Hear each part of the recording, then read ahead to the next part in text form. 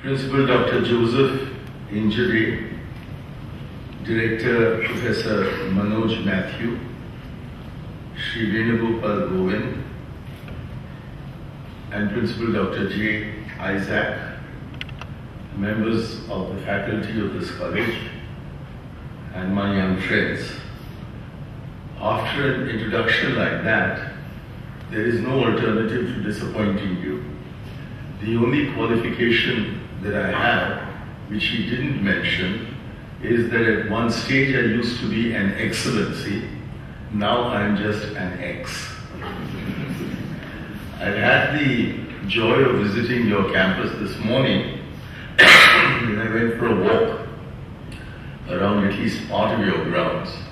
And I must not only congratulate the principal and his colleagues, but also felicitate all of you on having the opportunity to study in such sylvan surroundings and to absorb through the pores of your skin, as it were, the aesthetics as well as the cleanliness of this campus, which is certainly among the most attractive campuses in India that I've had the opportunity of. So my hearty congratulations to all of you.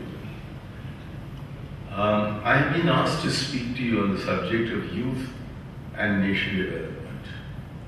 And I would like to start by sharing with you a figure that has greatly shocked and upset me, but I find has made virtually no impact on either the Government of India or the Planning Commission or our business community, our media, or indeed our youth. It is that over the course of the last 5 years, the Planning Commission says that our GDP growth rate has averaged more than 8% per annum. And then it confesses on the same page that over the last 11 years, our poverty alleviation rate has averaged under 0.8% per annum.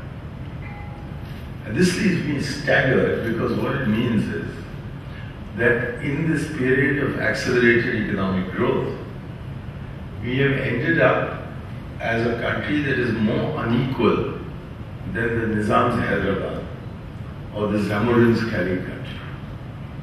And I don't know what there is to be proud of in a situation where India is prospering and Indians are not.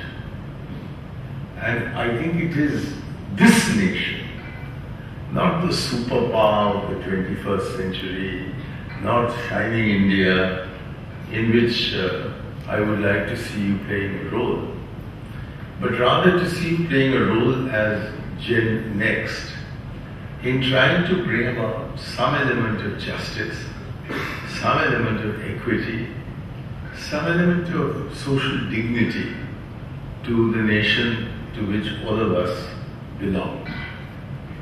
We could be proud to belong to India, but I'm afraid it's a bit shameful to be one of the Indians. For all that has been achieved in the last few years has been to make India prosper, but leave Indians virtually where they were. And this is particularly so when you consider what is meant by poverty alleviation. As of now, literally as of this minute, but it's likely to change shortly. As of now, the Planning Commission had decided that a poor person in India is one whose consumption per day is under 10 rupees and 50 paise per day. So if you earn 10 rupees 49 paise per day, the Planning Commission recognizes you as below the poverty line. But if you make the dreadful mistake of consuming 10 rupees and 51 paise per day, then you are automatically above the poverty line and therefore not entitled to whatever it is that the government gives the so-called poor.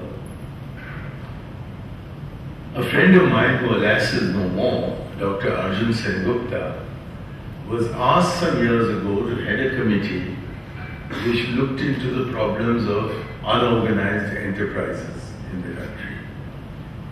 And merely by way of setting the stage in the first 2 pages or so of his report, which for the rest dealt with unorganized enterprises, he looked up the data that had been provided in the year 2005 by 2004-5 by the National Sample Survey Organization, the NSSO, and also looked up the census figures provided by the census of 2001.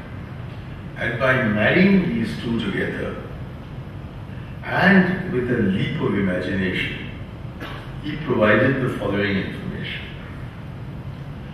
That if you took the poor of India as defined by the Planning Commission and divided them into 3 categories: the extremely poor,